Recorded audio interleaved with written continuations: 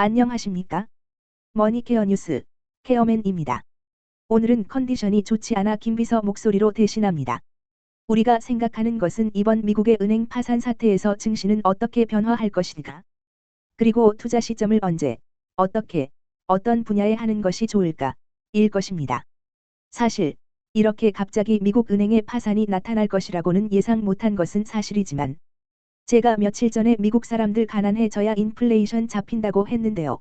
그래서 마음속으로 기도하자고 한 기억이 있습니다. 기도가 너무 강했나요? 은행이 파산해 버렸습니다.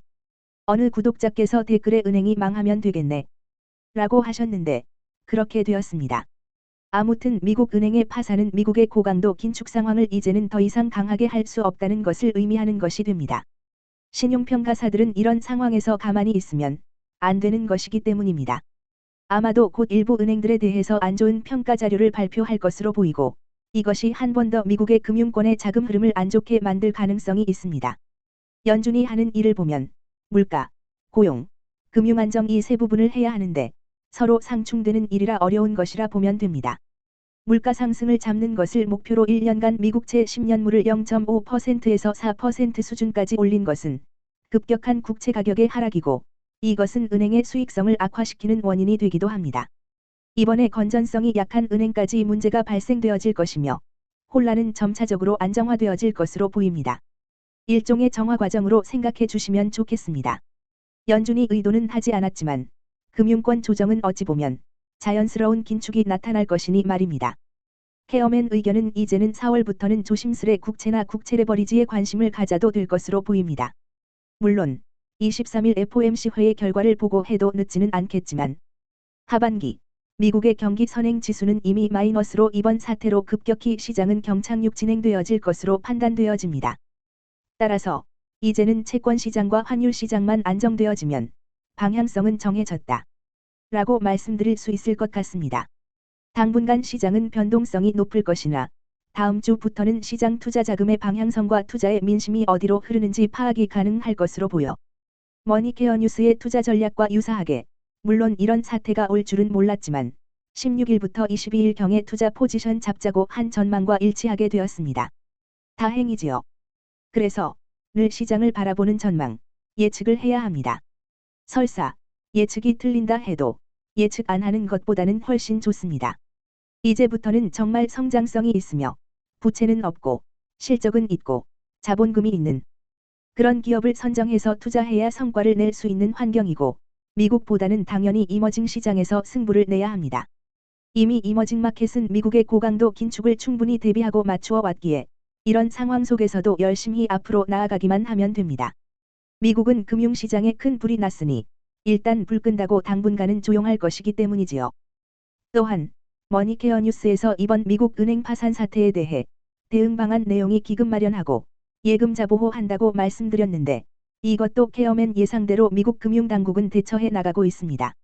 당연하고 보편적이지만 미국 정부의 빠른 의사결정이 시장의 조기 안정에는 중요합니다. 이것도 다행입니다. 원래 서구 사람들은 쉬는 날은 잘 일하지 않거든요. 이번에는 정말 긴장한 듯합니다. 역시 캘리포니아는 민주당의 지지세가 강한 곳이라는 사실이 증명되었습니다.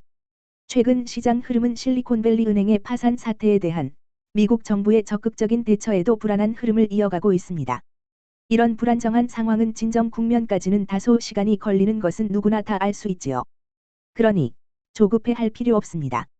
다만 투자자 입장에서 시장을 보면 이번 사태로 금리 인상 방향성이 변화가 나타날 것이고 일반 분들은 위험 자산에 대한 경계가 나타나는 이분법적인 요소가 나타날 것인데 항상 악재 후에는 호재입니다. 그것이 세상 이치 아니겠습니까? 더 나빠질 것은 이 위기를 극복하고 나서 생각하기 때문이니 그렇다면 호재로 생각하는 것이 맞습니다. 따라서 이번 사태로 패드가 긴축 속도 조절에 나설 것이고 금리 인상 여부에 대한 컨센서스는 14일 기준으로 0.25% 인상이 보편적이고 골드만삭스는 인상을 못할 것이다 라고 예측하고 있습니다. 골드만삭스가 이야기하니 좀 그렇기는 합니다. 개인적으로 골드만삭스 예측은 별로라서요. 반면에 일본 노무라 증권은 0.25% 하락을 이야기하고 있습니다. 전반적인 컨센서스는 0.25% 인상하고 이후의 경제 데이터 현황 보면서 진행할 것으로 나오고 있습니다. 시장 관계자들의 생각처럼 패드의 고강도 통화 정책 기조가 바뀐다면 성장주 투자에 대한 부담은 다소 줄어들 것으로 예상되며 이머징 마켓에서 성장성과 미래 가치가 있는 종목과 업종이 중요할 것으로 보이고 머니케어 뉴스에서는 5에서 6월 금리 피크로 예상했지만 시장의 환경이 변화했으니 이제부터는 국채 관련 투자도 괜찮을 것으로 판단되어집니다. 변동성에 대해서 민감하고 조심하는 것은 당연하지만 확신이 있는 업종과 종목에 대해서 투자 포지션 잡는 것은 고려해야 합니다. 머니케어 뉴스에서는 2분기와 3분기의 실적이 개선되는 종목들에 대해서 이야기 드렸는데 그 중에서 마음에 드는 것을 골라 보시는 것도 좋을 것이라 사료됩니다. 예를 들어 전장용 부품을 생산하는 회사 관련, 2차 전지 관련 종목 중 조정을 기다리던 종목, 스마트폰 분야의 주요 부품업체 중 카메라 분야에 대해서 리포트해드렸습니다. 이렇듯 3월 들어서 조정 후 매수하면 좋겠다고 하는 종목들에 대해서도 관심을 가져보시기 바랍니다. 변수가 있다면 국내에서는 5월과 6월에 코스닥에서 바이오 관련 전환사채 문제가 있으니 바이오 분야는 제외하고 가는 것이 일반적인 생각일 것이라 판단하고 있습니다. 그리고 미국 증시에서 그나마 투자 가능한 종목들이라면 늘 이야기 드리는 빅테크, 애플, 마이크로소프트, 알파벳과 테슬라 같은 대형 성장주 위주로 투심이 쏠릴 것으로 보입니다. 이는 늘 주식시장 어려울 때 우리나라 사람이 믿고 매수하는 삼성전자를 매수하는 이유와 비슷하다라고 생각하시면 좋겠습니다. 일종의 쏠림 현상이고 그것이 시장의 믿음입니다.